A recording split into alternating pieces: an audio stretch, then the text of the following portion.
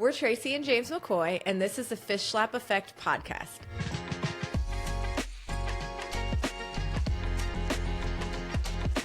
Where leaders, creators, and disruptors collide.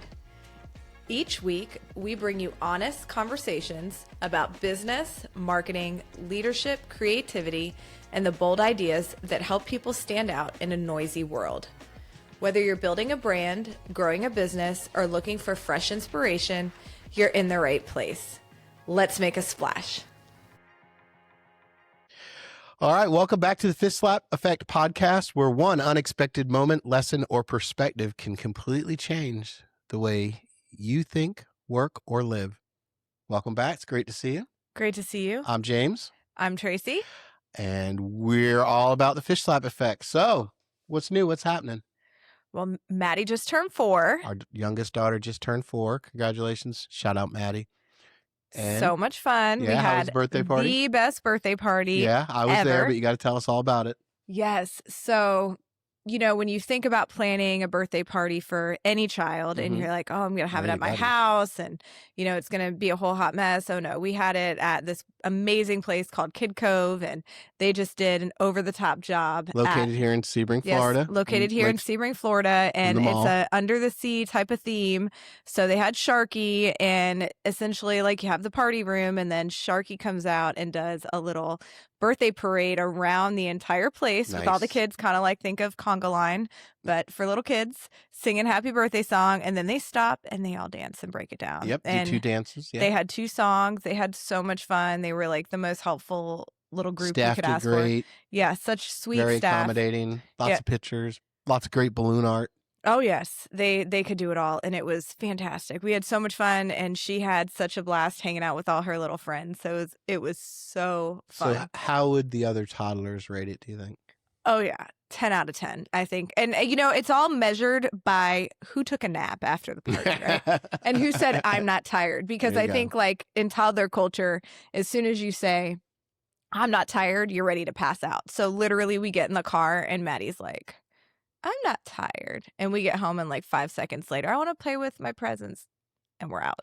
So, you know. There you go. It's funny you mentioned toddler culture. Lady on TikTok, Caitlin from New Jersey, her handle, I think her handle's Caitlin NJ, and all she does is talk about toddler culture. She's hilarious. She is hilarious. And I don't know if you know this or not, but it is offensive in toddler culture to buy more of the food items that your toddler has told you she likes.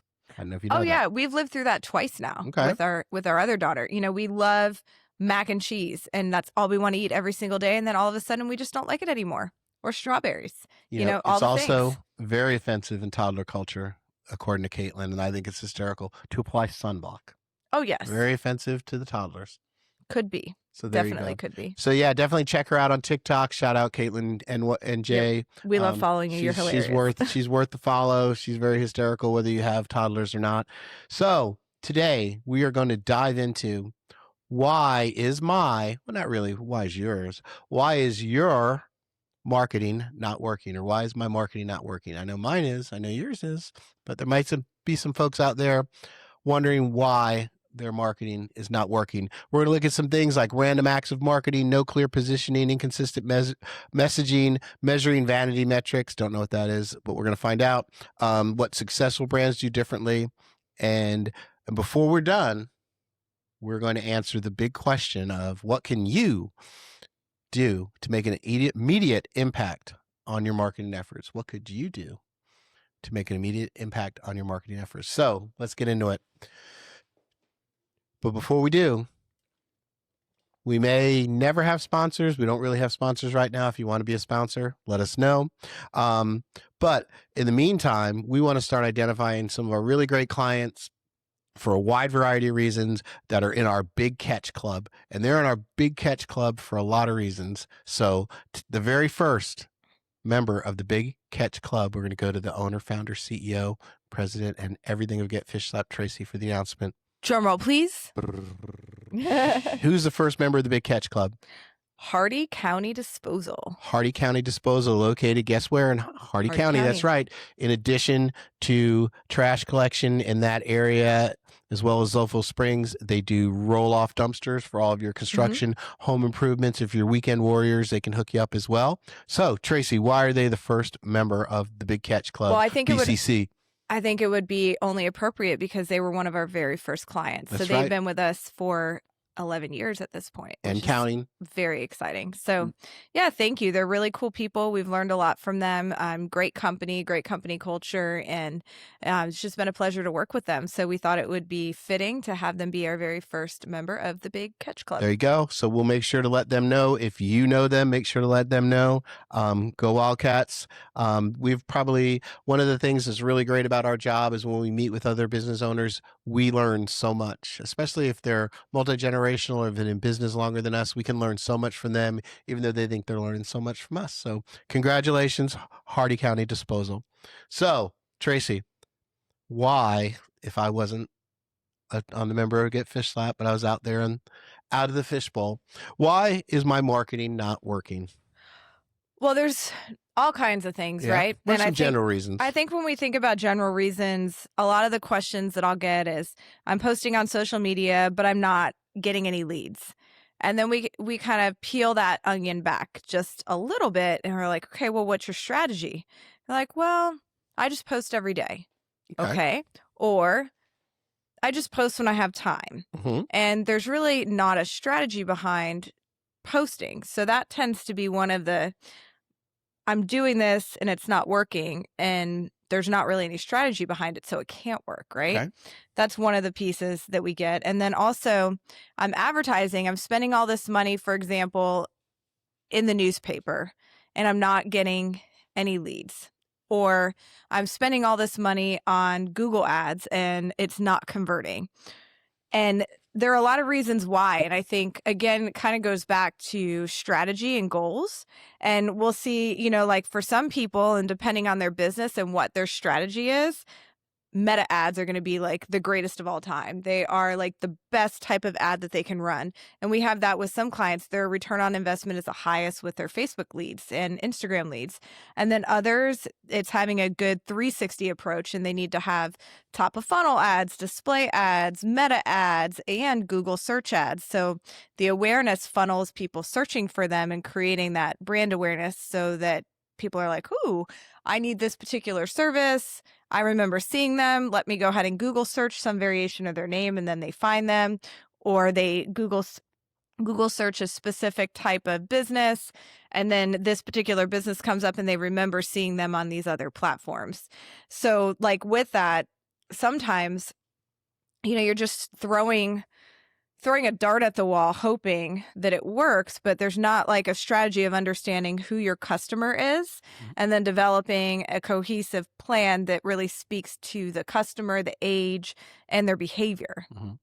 And you touched on the newspaper a little bit, and sometimes maybe nothing wrong with the newspaper, but maybe they need to refresh the way that their graphic looks, or maybe they need to ask the newspaper, hey, instead of being in this section, I want to be in that section, or instead of just Sunday only, I really want to try being in the Wednesday section of the newspaper. Oh yeah, absolutely. And we see some customers, like sometimes their biggest success is through traditional advertising, newspaper and billboard. And we have other clients that use the same graphic from the newspaper on their social, just as another kind of soft reminder, representing themselves, but in a different venue. So maybe that's a thought too. And one of the things that I've experienced is when I talk to clients and they're like, I'm just so tired of my coupon book clients. And I'm like, okay, don't be in the coupon book anymore. And then they turn and they go, well, but that's where all my business comes from.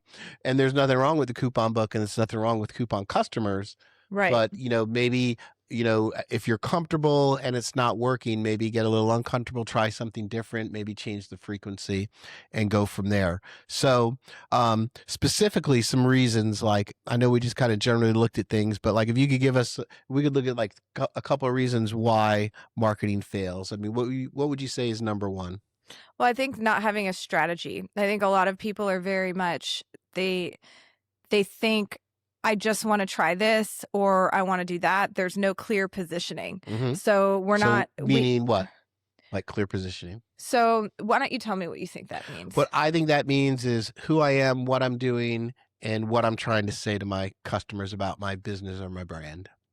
Absolutely. There you go. And once you develop your positioning, then you can develop a strategy. So when you understand who you're positioning yourself to and who you are, then you can develop a cohesive strategy to get in front of them. And that's piece of it too. Inconsistent messaging goes back to no clear positioning. So when we think about messaging, you may, this week we're going to be fun and lively, and this week we're going to be a little bit more stuffy and serious and a little bit vanilla, and when we're not consistent with our voice and consistent with our messaging and who we're trying to get in front of, then it creates holes in what we're doing. So, like, for example, when he's talking about inconsistent messaging, is it just not consistently posting on a certain day, or is it more important about the message that I'm sending each day? Like, can I be a cult of personalities? Can I be a little funny? Can I be a little You serious? absolutely can. You can be a little funny and you can be a little serious, but like if you're completely shifting Mm-hmm. and,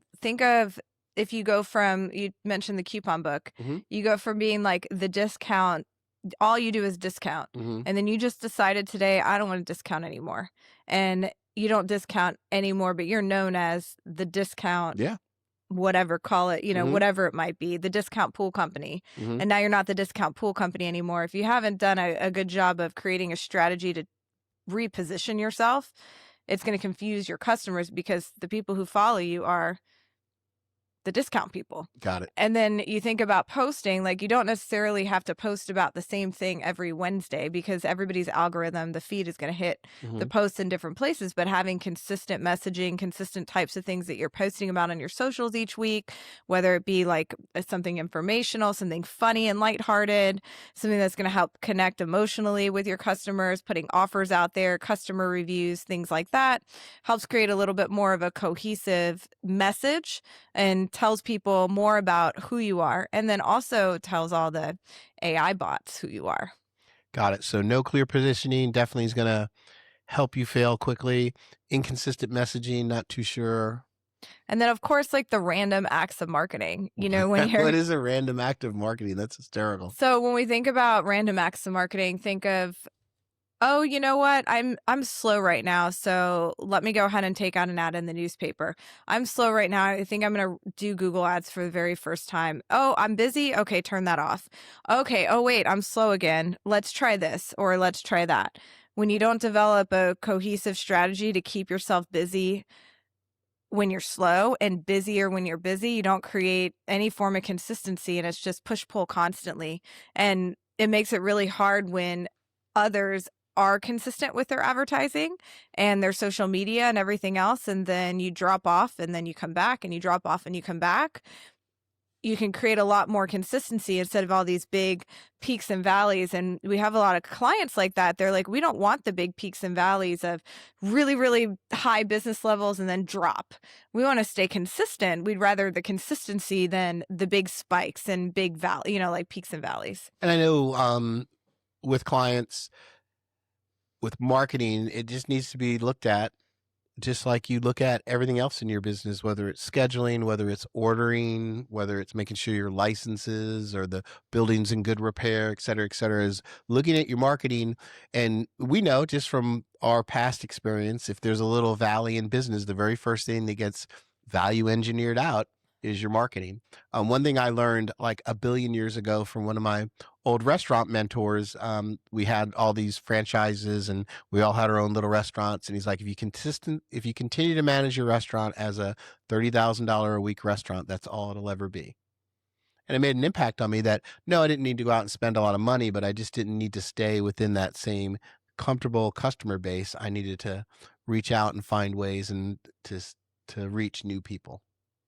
Awesome. So, any examples you want to chit chat about like Sure, people that just all of a sudden? Well, we've had a few different examples with clients that have come to work with us. We had one client who they've been in business for decades and they decided to stop doing marketing. We're just too busy. No, cut all their paid advertising because they figured, hey, you know what? We've been in business a long time. We have a great reputation in our market and we're doing really well. Like, let's see if we cut this out, what kind of impact it's going to have. And it didn't have an impact in the first year, started to have an impact in the second year. And then every year their business started declining, even though they were growing, it was still declining, and their markets were growing. So in theory, they should be growing. And then as soon as we added some consistent marketing back in, they started seeing growth patterns again. So that was somebody who we didn't work with when they cut out the marketing, but they were a new client when they started things back up. And I think a big piece of that too is looking at what the right mix is for your business. And one thing that we'll see with people is, like a lot of agencies are like, yeah, spend all this money and, you need to throw $10,000 at it a month minimum or whatever it might be. We really try to look at that particular client, the market, and try to understand them to find that sweet spot. So we can find out what you need to create the essentially like the flat line, so to speak, of this is our perfect place for customers. So, and if we're at this axis, so to speak, we have this is where we want to be. So we need to maintain this level of business. So we find that good maintenance level. And then we know if we spend more, we're going to drive even more business than what's comfortable for that particular client. Or, maybe they have periods of time where they're naturally busier. We can take budgets down a little bit. So we try to find those sweet spots, and then that helps them create some growth consistency without having to overspend, because everybody's always looking at, the economy right now is, something special, consistently inconsistent, and everybody's always looking for ways to save. So by no means are we saying, hey, we just need to aimlessly spend. We want to look at ways to be smart to help maintain your business. And when you're thinking about how do you cut things and how do you reduce things, it's more around how do you create a good maintenance plan of, where do you want to stay so you can continue to have consistent business and you don't end up dropping off, because as soon as a competitor sees you're not advertising anymore, and maybe you were advertising and you were number one, that gives them the opportunity to capitalize on that right away. Exactly. So a 360 approach, maybe looking at all things.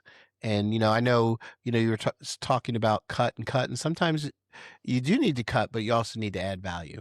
Oh, 100%. And we've seen clients before too that it's like, oh, that's great. We were able to reduce budgets and generate more leads. Let's keep cutting. Let's keep reducing budget. Well, you get to a point where you just can't, because you're not competitive anymore.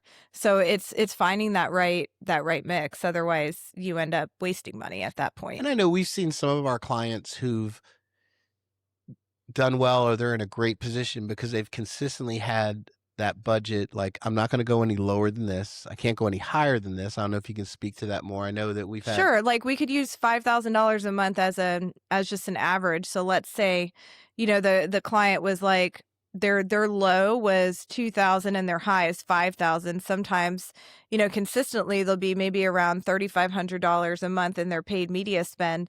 And then when we know maybe there's a vacancy for senior living, or, for a dental practice, for example, they need to see more new patients and they're starting to see a little bit of a lull, or they hired a new doctor. We want to ramp things up, and then we can go back down into that maintenance mode. So if we think about that as those numbers, then that's kind of what we'll look at with clients is, where do we need to be? And depending on the business, sometimes we even start out with, here's our 3 tiers of where we think you should be based on your levels of business. And then that gives us some pivot points when we need to make changes. Got it. Awesome.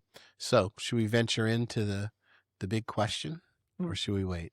We can venture into the big All right. So the big question, it's time to answer it. What can I, or what can you do today to make an immediate impact on your marketing efforts? So, I don't know. I'll kick it off. We'll have definitely have some clear goals and clear positioning. So can you give me a couple of ideas of like how we can drive that home for somebody could write down and start doing today? I think something to start doing immediately would be think about who your customer is and write that down first. Who are you trying to get in front of? Who already comes to your establishment, whatever it might be, whatever type of business you have? What type of customers do you already see? And then who is your ideal customer? What type of customers would you like to see that maybe you're not seeing now? And that becomes who. And then start thinking about, how do I want to speak to them and where will they find me? And then that helps develop your positioning. So I think those would be some of the things as far as an exercise that would would be really important to do, is to go through those steps of identifying who your customer is, and then what your goals are as far as your business growth and what that's going to look like, and how fast you want to get there. And then a strong marketing mix, like organic versus paid. So if the person out there that's watching right now, they're like, well, I'm posting 2 or 3 times a week, this, that, and the other thing. I've got some pretty good engagement, but I'm not getting conversion. I'm not getting sales from it. What would be like some recommendations we could give?